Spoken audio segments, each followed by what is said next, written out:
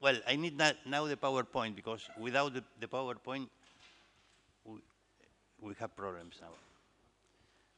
Well, I will refer first to the scope and the limitations of the issue of the paper because there are many limitations. Then the characteristics of the victims. Afterwards, those of the traffickers. Of course, about the traffickers, we know much less than about the victims. And then I will try to formulate some hypotheses about socioeconomic factors that can be associated or be causes of the human trafficking. I will devote some time to the need phenomenon. I mean, people that are not in education, employment, or training. That is a growing and very worrisome phenomenon. And finally, I will try to get some conclusions. I mean, by its nature, the problem we deal with is very difficult. Most statistics refer to detected victims that are not completely reliable, of course. And as regards criminals, information is even scarcer. It's completely logical. No? On the other hand, academicians in general has not considered very appealing to study the socioeconomic and political etiology of the victims or the criminal. I mean, it's really surprising the very scarce amount of papers we have. No? Going to the victims, well, the numbers, part of them were showed this morning according to the International Labour Office, between 20 and 27 millions, and I will show new figures that comes from a new organization that perhaps is not very well known, in which victims are almost 30 million people.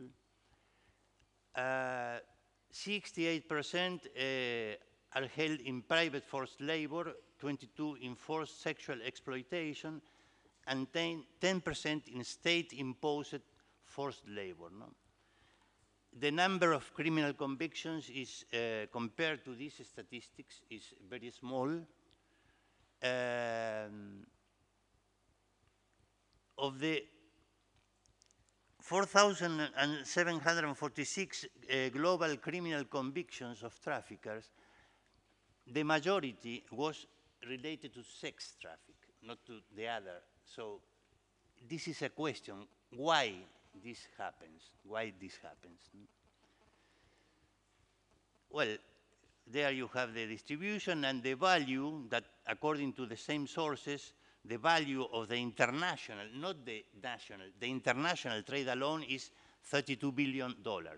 According to other figures, Gustavo Vera here told me that the figures are higher as regards the value of the international trade. Well, and this is the report of this new organization called Walk Free, very recent. They say they are 30 million people. I think I recommend to read this report. From my point of view, is best than the other reports we have. I mean, the reports, the human trafficking report and that of the Department of States of the United States.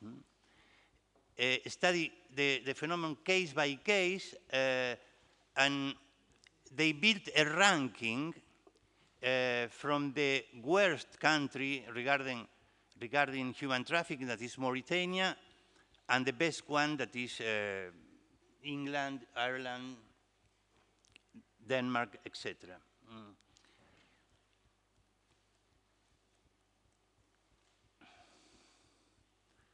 Well, regarding the age and sex, 27% of all victims are children, defined as less than 18 years.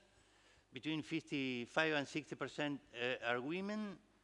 Women and girls together, 75%. Of every 3 child victims, 2 are girls. And, well, we can find certain association between regions' income and the proportion of adults that are victims of human trafficking. I mean, in less developed regions, children traffic is more frequent. There you have the distribution, well, more or less what I mentioned previously. As it's very clear, the situation in labor exploitation, you have more males than females in some of them, not in the case of state-imposed labor exploitation. Well, then you can analyze by regions. In some cases, you can find perhaps or some signals of solvent demand, so that the phenomenon per se is pushed by demand. No? For instance, sexual exploitation is more common in Europe, Central Asia, and the Americas. So in countries with higher GDP per capita, while in Africa, the Middle East, South, and East Asia, forced labor is much more common, suggesting that perhaps you also have a phenomenon of excess supply of labor. I will refer afterwards if I have time to this characteristic. Well, you also have some association between regions' income and immigrant victims. This is also some signal that could be useful at the time of prevent this kind of crimes. Regarding countries of origins of victims detected in Western and Central Europe, I mean, mostly developed countries, you can find many Asian, African, and Latin American, but also some Europeans and even Western Europeans. So apparently nobody is exempt of this situation. And as concerns the share of children among the total number of victims, you have an incredible dispersion. Of course, you can see Scandinavia there, the proportion is high. Of course, the absolute level of human trafficking in Scandinavia is lower than in other countries, but the proportion of children there is not low. Then we can see, we can try to say something about education. First of all, of course, general education is considered, lack of access to education is considered associated, I mentioned there are some sources, as a risk factor. No? Education clearly increases the probability to get a better job. So, in second term, parents eager to give a good education to their children frequently the situations take advantage of this, offering, every kind of good prospects that at the end are very bad. And in the third place, more education leads to better specific knowledge of the situations dangerous from the point of view of human trafficking. This is interesting because it's the source of correlation between human development and slavery. Sorry if I use the word slavery, but it's the name that uses the source. The source is Godfrey, and the index they build is called Global Slavery Index. So the more the human development, the less the human trafficking of the less slavery. And the correlation coefficient is high, 74 is very high, really. Then regarding the family situation,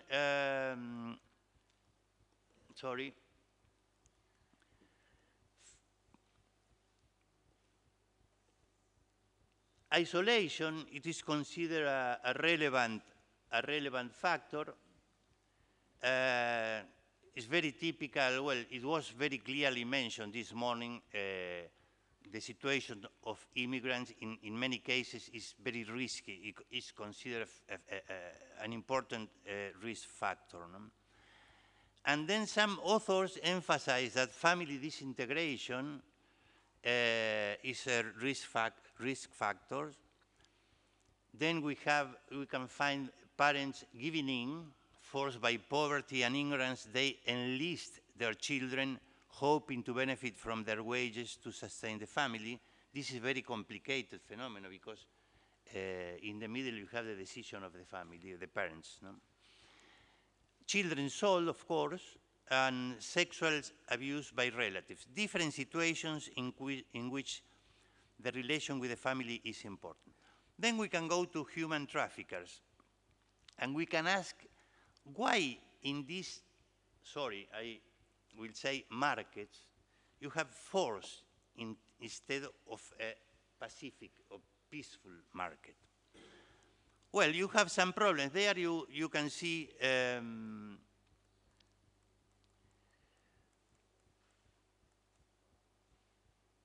drug barons or dealers' funerals. This is a case in Myanmar, a baron of the drug traffic. And we have also some case in Argentina, in Vicente Lopez, very different, but the question is where the security forces were in that moment, in those moments. I mean, the tolerance in a way to this kind of phenomenon is in some parts of the world is growing. In Latin America in particular, in some countries of Latin America, the forced tolerance, we can say, no, because you don't have perhaps alternative. No? Of course, as regards the prevalent types of human trafficking, you can have different conclusions if dealing with detected cases or with persons, estimated figures of persons in human trafficking situation. Very different conclusions. Sexual exploitations, 58% of cases detected, 22% of persons in situation. Forced labor, the contrary, 36 in the case detected, 78 in the persons in the situation. It surprised me a lot, a very relevant omission in most of these reports, and it is the reference to drugs and why and how youngsters are involved as dealers of drugs in many, many countries and in a growing number. And this is almost completely absent in the reports known. Not, of course, in the papers from NGOs, etc., but I mean, in the reports, it's almost absent. And well, you can see there the proportion of by countries. If you consider the percentage of prevalence of forced labor, Central and Southeastern Europe is the biggest, 4% of the population, 4% in Africa. If you consider the amount of people in situation of human trafficking, Asia and the Pacific is the region with the highest value. No? And as regards traffickers, we can say that they are mainly adult males and nationals of the country in which they operate. As it was mentioned today, more women and foreign nationals are involved in human trafficking than in other crimes. And you have women traffickers, basically in the case of sexual exploitation. It was mentioned this morning. No? Then you have 134 countries and territories that have criminalized trafficking, but the number of convictions for trafficking in person is in general very low. So a big contrast in the situation, persons in the situation of human trafficking and convictions. Then we ask this question of why these are situations in which force and very frequently mafia behaviors are present. In some cases, very clear, these are illegal activities, so they only can perform by the way of force, in a way. No? This is the case of prostitution in some countries, not in all of them. and of course, more clearly the case of drugs. But in other cases, like forced labor, it happens in activities that otherwise are legal. So the question is, and in those cases, it's very clear that we can find complicity of national or local authorities. That is a very important incentive to perform this kind of human trafficking. And well, there you have the picture of the activity that Margaret mentioned this morning, what happened some months ago in Bangladesh, a terrible problem in a factory in Bangladesh with death. After this, I mean, from my point of view, workers there are in a gray situation, from my point of view. They are not clearly in a situation of human trafficking, but they are very clear in inhuman labor conditions. Immediately after this accident, conventions, two different conventions, one by European countries, the other one by North America, was signed among the firms, the multinational firms, in order to improve labor conditions. But some doubts exist about if these conventions are not in practice, put in practice. So it is important from my point of view to distinguish between a clear case of forced labor and these very, very inhuman labor conditions. No? And speculating a bit, perhaps, of course, supply and demand are always together, but we can ask, looking at the prices that you can find in this market, which phenomena are basically demand-driven and which phenomena is more supply-driven. In the case of drugs, it appears that demand plays a very important role. There is a rent, economically speaking, there is a rent in the business of drug trafficking. The same happens in babies and organ traffic. Sex traffic, from my point of view, appears as a very segmented market. You have a low price, medium price, high price, and in those different situations, you have a more active role of supply or demand. And in a nuance with what Margaret said this morning, I think that in the case of forced labor, from my point of view, the main original cause is poverty. If you don't have persons in extreme poverty, it's very difficult for multinationals or for any other firm to have people in those labor conditions. So, I mean, the last reason from my point of view is poverty. And it's also very interesting, this analysis about the correlation between slavery and corruption, made also by Walk Free. When you have less corrupt countries or regions, you have less slavery. The correlation is very relevant. And then I will refer now some of the hypotheses.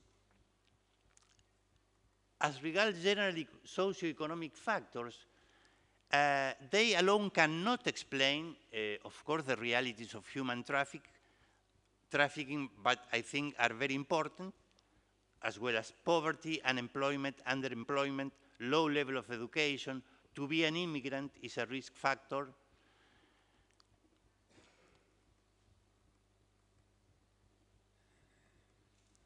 Local tolerance is also very relevant. In many cases, you cannot explain the high incidence of human trafficking. The tolerance of the authorities is not there. Otherwise, it's impossible to explain the amount of people involved in those situations.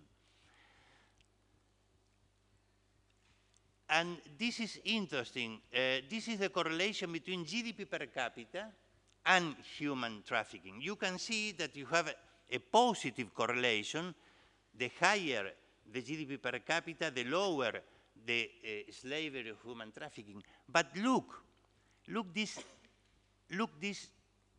red line. What you see looking at the red line instead of the other one is that with not enormous increases in GDP per capita, slavery reduces very fast. I think that this is a very relevant factor because it obliges us to concentrate in the importance of poverty as one very crucial factor of human trafficking. Unemployment, you have also there, in the case of Hungary, as an example, the incidence of employment. And some consider that also the access to financial services is relevant because why? Many of the people in situation of human trafficking are because of debt bondage, particularly in some Asian countries. So when you have more institutions, more accessibility to credit, you are less in the hands of these people that may charge impossible to pay interest rates, and then people remain bonded. And then now I will very briefly refer to the hypothesis of the importance of the need phenomenon that is growing. We have 75 million youth unemployed nowadays. Unemployment fell during some years immediately before the crisis of 2008 and then increased again. You can see there the projections for regions. By the way, this presentation is different, has newest information than the one that some of you received. So we will try to send this one. You can check there the youth unemployment by regions, by gender. You can see many countries in which the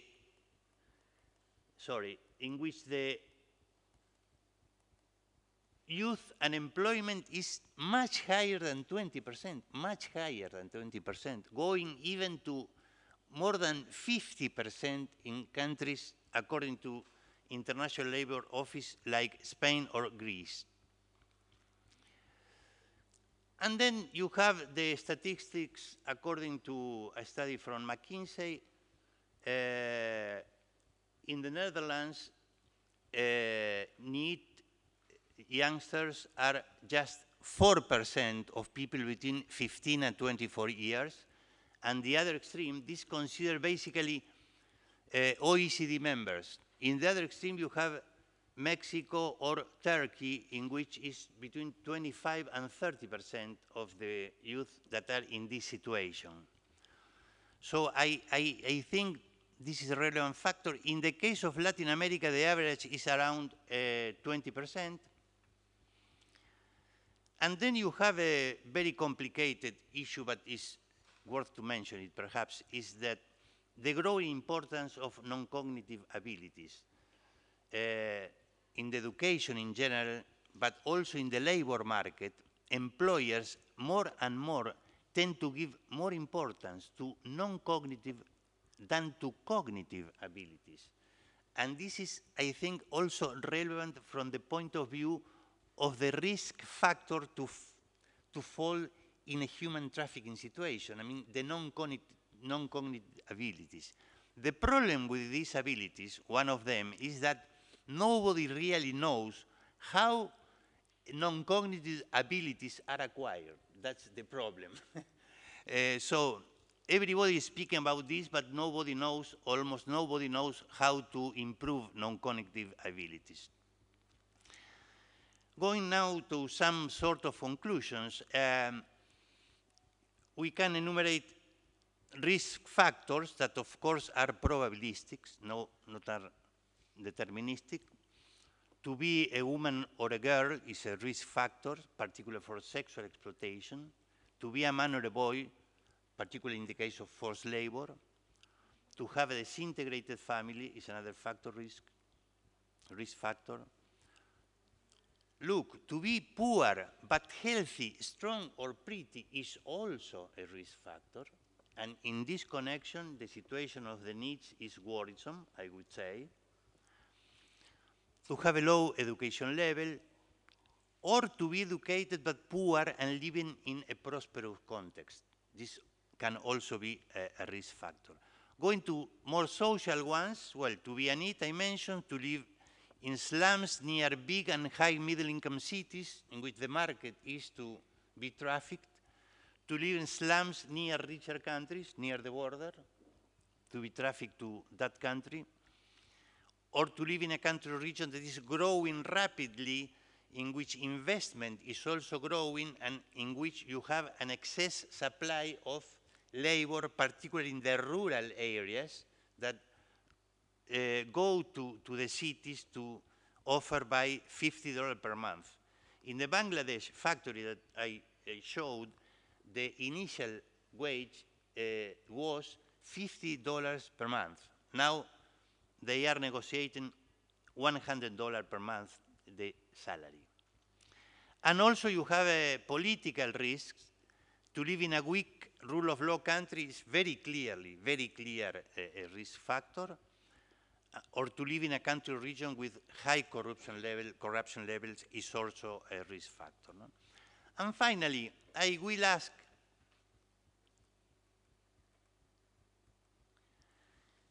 if it's convenient or not to link human trafficking to globalization, poverty, slums, lack of education, unemployment, etc., etc.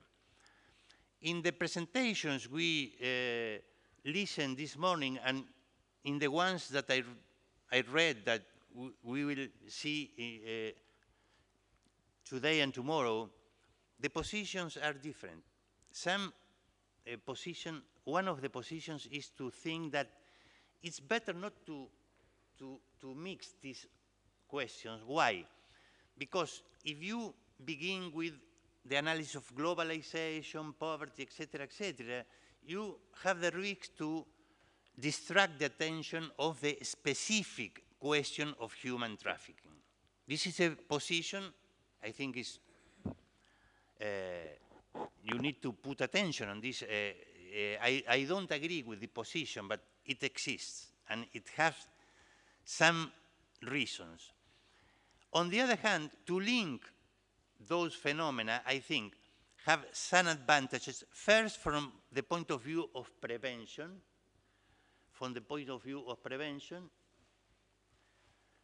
What people and where are more prone to fall in human trafficking? I think that the Academy, as I mentioned, is very clearly in debt with human trafficking, because the Academy has not given almost any interest to the issue. No?